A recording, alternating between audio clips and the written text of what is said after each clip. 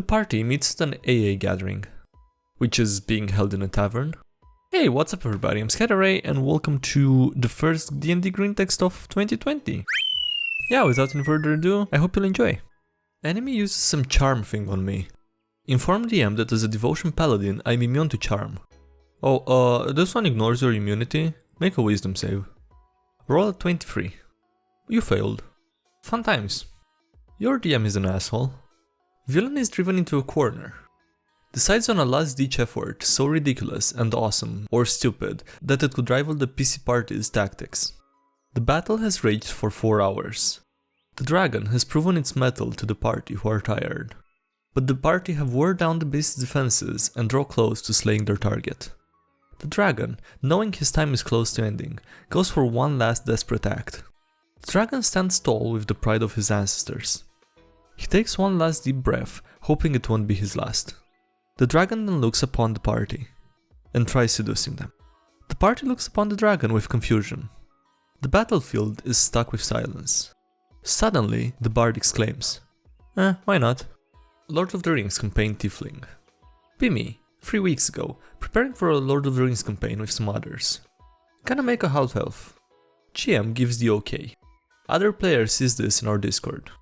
Asks if he can be a tiefling as I can be a half elf. GM asks how that would work. Player saying this on the spot.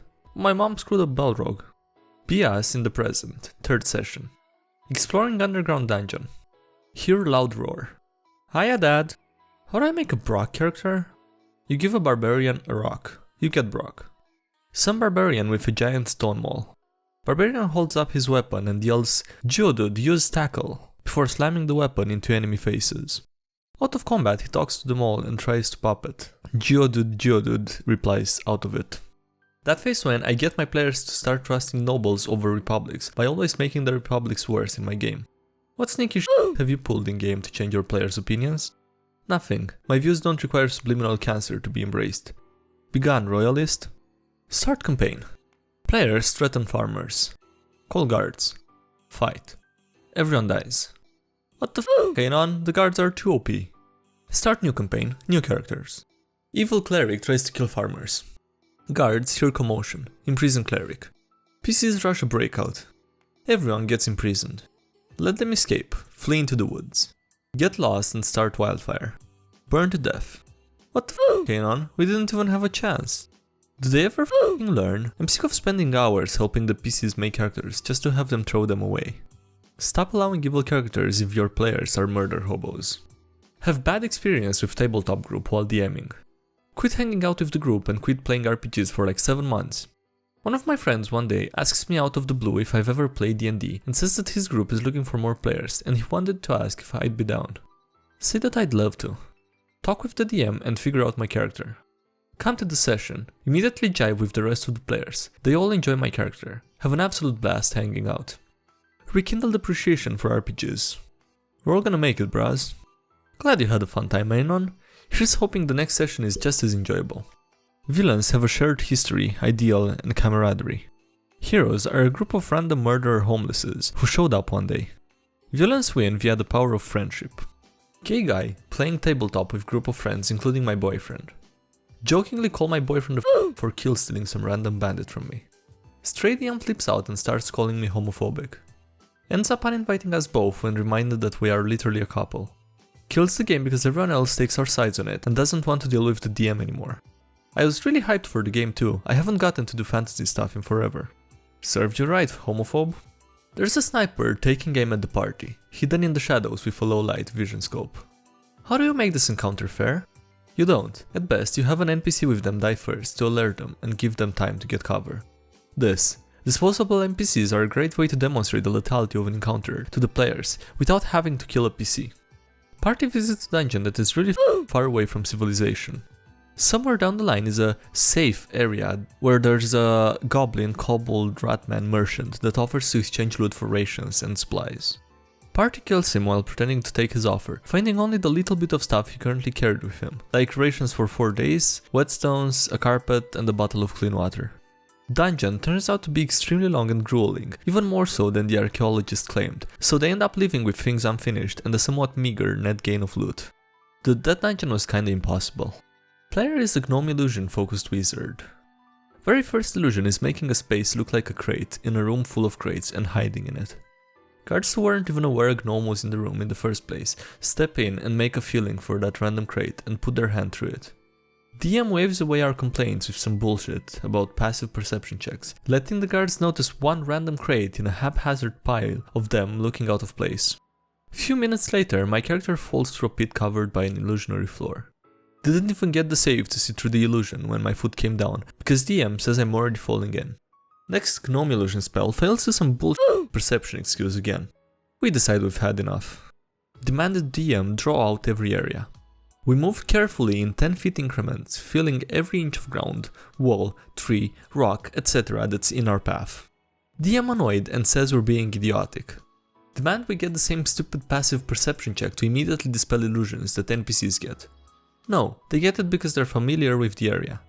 Give up and go to town's guard barracks and create illusion of a rock just outside the door. Ask why the guards aren't running over to touch it. DM decides casting spells in town is illegal and has guards chase us down. Gnome proceeds to make illusions of everywhere, while the guards hack us apart. Rest of us on the ground not fighting back. Splashing around in our own blood, holding our loose tendrils up in the guards' faces, screaming, "This isn't real, this isn't real." Player says he wants to play as some sort of warrior or magic person who goes on epic quests.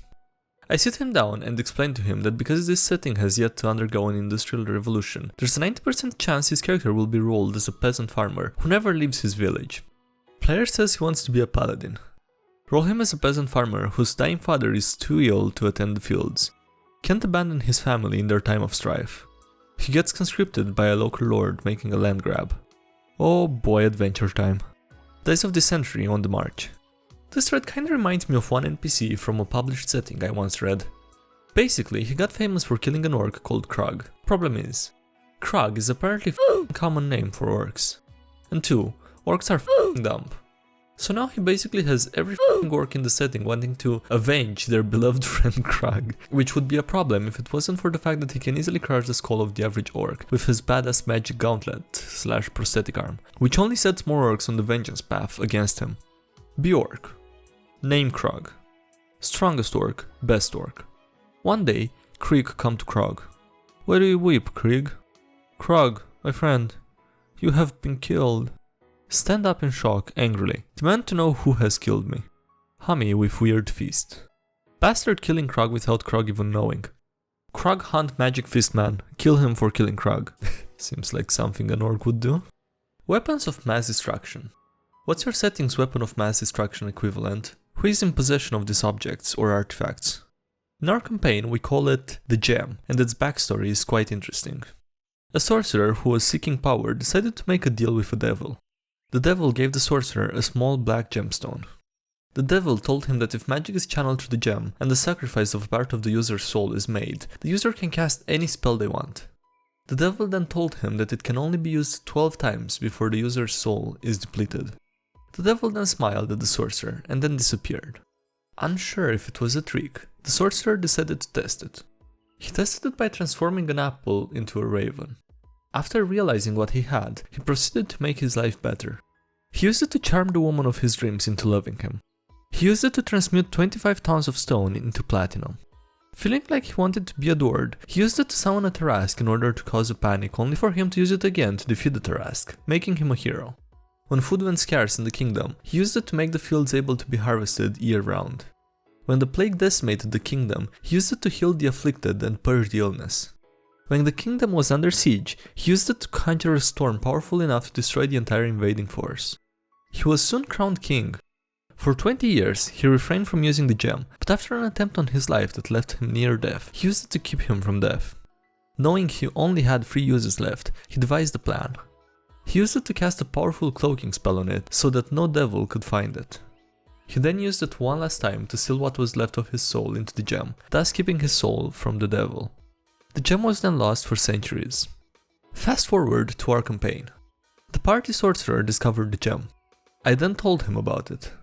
He then proceeded to shove it up his ass and used it to make his bigger. Why do I even try? Alright, that was it for this video. Thank you guys for watching, I hope you enjoyed. Leave a like if you did and subscribe for more. Also thank you to all the Patreon supporters, you can see their names on screen. Really appreciate it. If you want to join Patreon yourself, there's a link below for that. There's also links below to the Discord server if you want to come hang out there, and any other social media. And yeah, that's it. Thanks again for watching and I'll see you next time. Have a great day, bye!